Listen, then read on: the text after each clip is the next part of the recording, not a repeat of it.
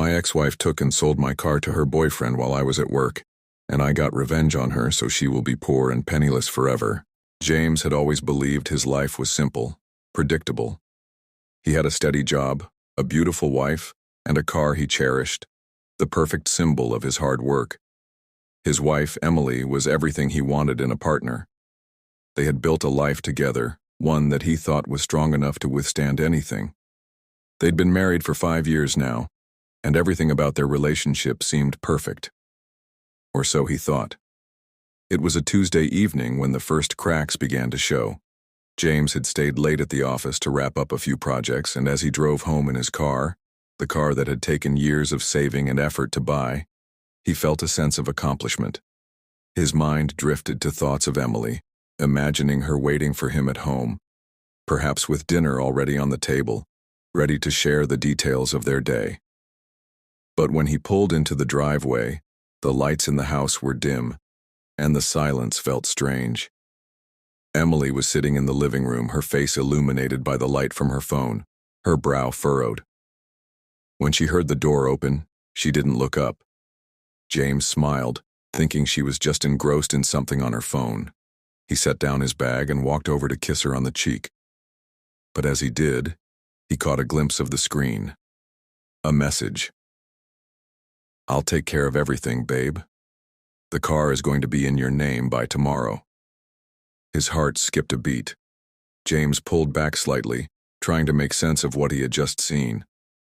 "What car?" he asked, trying to keep his voice steady. Emily, looking a bit startled, quickly locked her phone and looked up at him with a forced smile. "Oh, nothing, just a friend of mine is helping me with something." But something in her voice made the hairs on the back of James's neck stand up. He had always trusted Emily, but now the seeds of doubt were planted. Why would she be receiving messages like that? And why did she seem so evasive? It didn't make sense. The following days were a blur. James couldn't shake the feeling that something was wrong, that there was more to what he had seen on Emily's phone. He decided to follow his instincts and began to pay closer attention to her behavior. She was often distracted, her responses to his questions curt, and her eyes avoided his as though she had something to hide. He confronted her about the message that night, but she brushed it off, insisting that it was just a business transaction and that he was overreacting. But James wasn't convinced. It was a few days later when the truth hit him like a thunderclap. He was at work, and his mind kept returning to the nagging feeling that something wasn't right. That's when he received an anonymous email, a message that would shatter the calm facade of his life. The email contained a series of photos, images of Emily laughing and holding hands with another man, walking through a park. The timestamp on the photos was from just a few days ago, the same day she had reassured him that everything was fine. James's stomach twisted as he stared at the images. The man in the photos was someone he recognized, Tom, one of his old friends. They had met years ago through mutual business contacts, and James had always considered him trustworthy. Now he felt sick to his core. His mind raced, trying to process the information. Emily had been seeing Tom behind his back. And worse, it appeared that she had been planning something to separate him from his beloved car. He couldn't comprehend why she would betray him like this. Was it love? Was it something else? He didn't know, but it didn't matter. The truth was undeniable now. James came home that evening with a heavy heart. He had to confront Emily. There was no way around it. His mind kept racing, and the more he thought about it, the more the anger bubbled to the surface. How could she do this to him? How could she betray him so casually with someone he knew and trusted? When he walked through the door, Emily was sitting at the kitchen table, her face flushed with surprise at the coldness in his demeanor. "James, what's wrong?" she asked, her voice tremulous. He threw the photos on the table between them, watching her face go pale. "What's this, Emily? Tell me you're not seeing him. Tell me you didn't lie to my face." Her breath caught, and for a moment, there was silence. She seemed at a loss for words, but then finally she spoke. James, please let me explain." But James wasn't listening. His anger took over. Explain? There's nothing to explain. You've been sleeping with him and you've been planning to take everything from me. You sold my car, didn't you? To him. What else? How far does this betrayal go? Emily's face crumpled, her eyes welling up with tears. James, I didn't mean to hurt you. You didn't mean to hurt me? James's voice rose and he slammed his hand on the table. You've been lying to me for months and you didn't mean to hurt me? Emily stood up, her hands shaking. I'm sorry. I'm so sorry. I never wanted to hurt you. It just happened. But James could hear none of it. His heart was shattering, and in the depths of that pain, something else began to stir. Rage. A deep, burning rage that demanded retribution. How could she do this to him? And with his friend no less. The man he had trusted had betrayed him as well. The next day, James made a decision. He couldn't let Emily get away with it. She had taken so much from him. The trust, the love, the life they had built together. Now, he would take back what was rightfully his. The car, his pride, was just the beginning. He would show her the consequences of her actions. He would make her regret the day she ever crossed him. That afternoon, he sat down at his computer, his fingers trembling as he typed in the passwords Emily had kept secret for years. Her email, her bank accounts, her social media. He had access to everything. All those years of shared trust and love had given him the keys to her world. And now, he would use them. James began with her bank accounts, transferring small amounts from her savings into an account she had never known about. He created an anonymous post on Facebook revealing her most private details: bank numbers, credit card info, login credentials.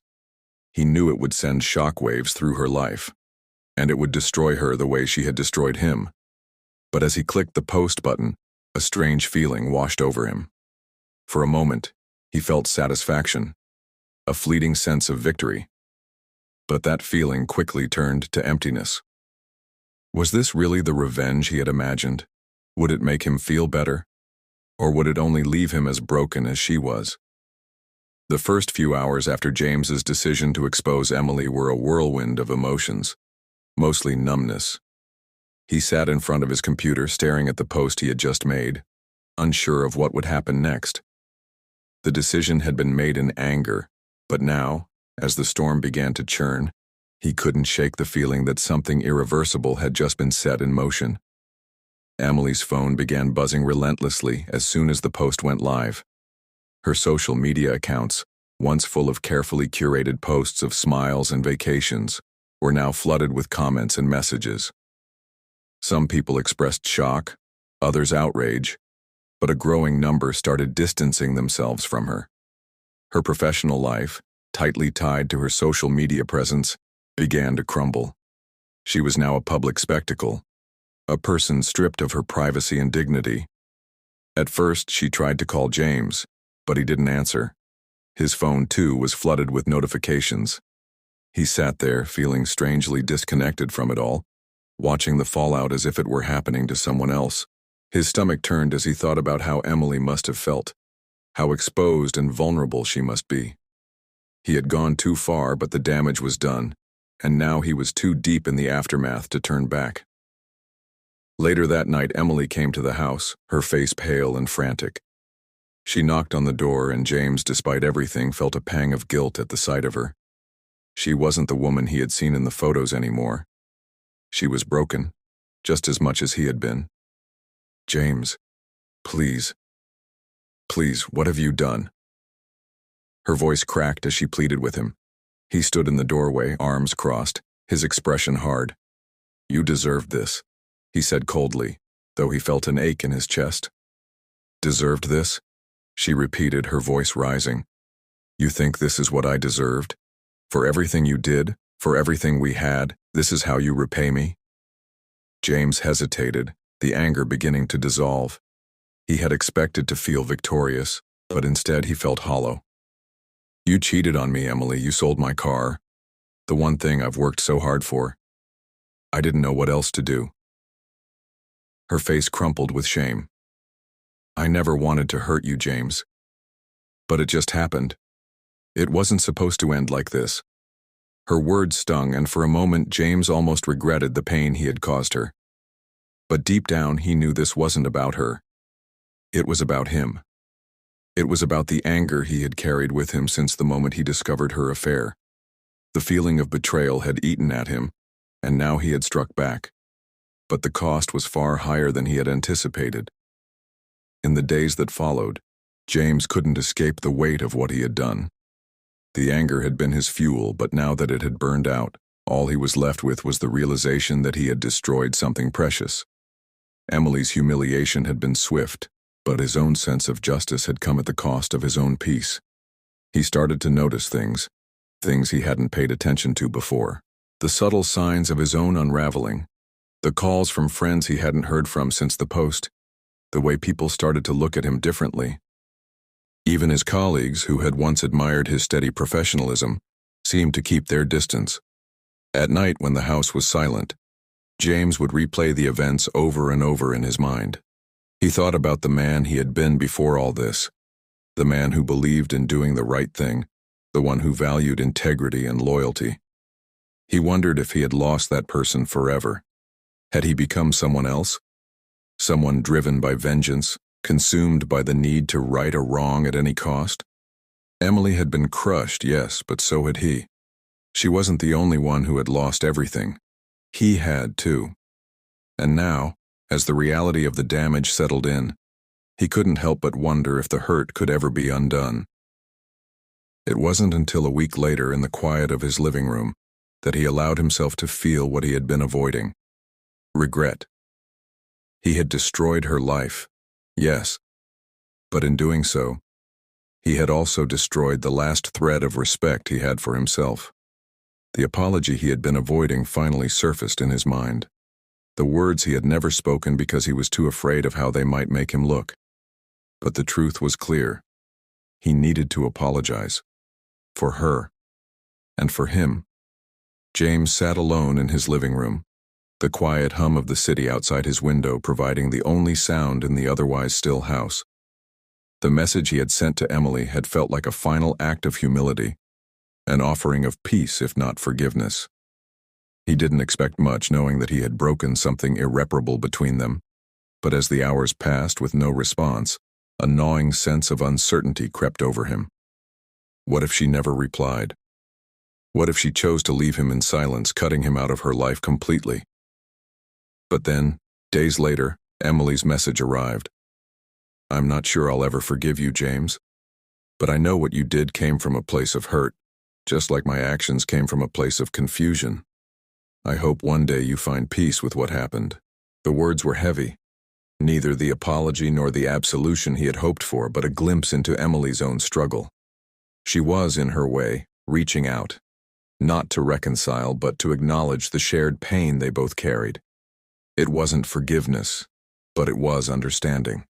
And for James, that was the start of something new, a different kind of healing. He read the message several times, feeling the weight of her words settle deep within him. Emily's own journey was just as complex as his, and he began to understand the difficult truth. Their problems hadn't just been about betrayal or revenge. They were about two people who had failed to communicate, failed to address the pain they had each been carrying.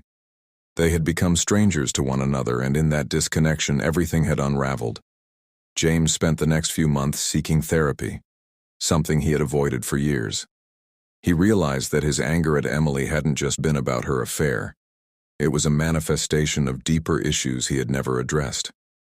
The anger was a mask for the fear of inadequacy, for the sense that he had failed to live up to the expectations he had placed on himself and on their relationship. But now, with time and reflection, he began to understand that true healing required facing the wounds he had buried inside himself. At first, the sessions were uncomfortable. Talking about his feelings, his fears, and his regrets felt foreign. But over time, James started to peel back the layers of self-blame and shame that had held him captive for so long. He wasn't the villain in this story, but he wasn't blameless either. He had chosen revenge over reconciliation, and in doing so, He had lost more than he had ever realized. The process wasn't easy. Healing rarely is. James spent countless nights wrestling with his emotions. Moments of doubt, moments of deep regret, and moments of guilt. He didn't expect forgiveness from Emily, not yet, but he knew he had to forgive himself first. And in that slow, deliberate process, he began to feel a sense of peace he hadn't known in a long time. Through his therapy, he also started to reconnect with his friends, those who had distanced themselves after the public fallout. Slowly, their relationships began to heal. It wasn't a smooth path, and it wasn't always easy, but the bridges he had burned with others could be rebuilt. The real work, however, was within him. He had to forgive himself before he could move forward in any meaningful way. And then, unexpectedly, another message from Emily appeared in his inbox a few weeks later. It was simple, an acknowledgement of his effort to reach out, to heal, to understand. But the message was more than just words. It was a sign of the beginning of a new chapter for both of them. "I'm not sure what the future holds for us, James, but I'm glad you're trying to find peace. I hope we both get there." In that moment, James knew that healing was a process that didn't require instant answers. It was about accepting the messiness of life, the mistakes, and the broken parts. And while he might never fully understand why Emily had betrayed him, he realized that understanding wasn't always the key to healing. Sometimes letting go was. Months had passed since the storm of anger, betrayal, and revenge had swept through James's life. It was strange how time, the one thing he had felt slipping through his fingers during the darkest days of his pain, had begun to heal him, piece by piece. The anger that had once consumed him, the urge to destroy Emily in return for what she had done, had faded. He could still feel the sting of betrayal, but now it was a dull ache rather than a raging fire. James sat in the same living room where he had confronted Emily that fateful night, the one moment that had shifted everything. Now the space felt different. The weight of the past still hung in the air, but it no longer felt suffocating. It felt lighter. There was a quiet stillness in the house, almost peaceful. He had been spending more time on his own lately, no longer chasing distractions, but embracing the solitude that allowed him to process everything that had happened. He had spent the last few months working on himself. Therapy had become a part of his routine, something he had initially resisted, but now saw as essential for understanding who he was and why he reacted the way he did. Slowly, he began to rebuild himself, not just in the sense of getting his life back together, but in a deeper, more introspective way. He was learning how to forgive himself, how to reconcile the man he had been with, the man he was becoming. James was no longer the man driven by vengeance. That version of himself, the one who had publicly exposed Emily's private life, the one who had gone to great lengths to make her feel the pain he had felt, was gone. In his place was someone who, while still broken, was beginning to understand the complexity of his emotions. He had learned that his own rage wasn't just about Emily's betrayal. It was also about his own unresolved fears of inadequacy and failure. Those emotions had been buried for so long, and in the heat of the moment they had burst forth with destructive force. But as the weeks passed, James started to recognize that he couldn't change the past. He couldn't undo the things he had done. The only thing he could control was how he moved forward. And then, one evening, as James sat at his desk, his phone buzzed with a notification. He had grown accustomed to the occasional message from Emily, ones that were casual, non-committal. But this one felt different. It wasn't just a passing acknowledgement of their shared past. This message was deeper, more reflective. Emily had never been one for long messages, but this one was meaningful. "I'm doing okay, James," the message began. "It's been hard, I won't lie, but I'm trying. I'm trying to rebuild step by step. I don't know if we'll ever understand what happened between us, but I hope we both get there. I'm not asking for forgiveness, but I'm not holding on to anger anymore either. I just want us both to be okay." The simplicity of her words caught him off guard. There was no anger, no blame, no pleas for reconciliation. just a quiet acceptance of the fact that they both had been deeply hurt, and that for whatever reason, they were both starting to move past it. It was as though Emily had reached a place where she could admit her own mistakes, but also acknowledge the shared responsibility of the pain that had been inflicted on both sides. James sat still for a long time, staring at the screen of his phone. Her words, though short, felt like a weight had been lifted from his chest. There was no grand reconciliation in the message, no promise of friendship, no desire to go back to what they once had. But there was something far more important, an acknowledgement that both of them had suffered, and that they had the power to move forward, even if it meant leaving the past behind. For the first time since everything had fallen apart, James felt a sense of peace.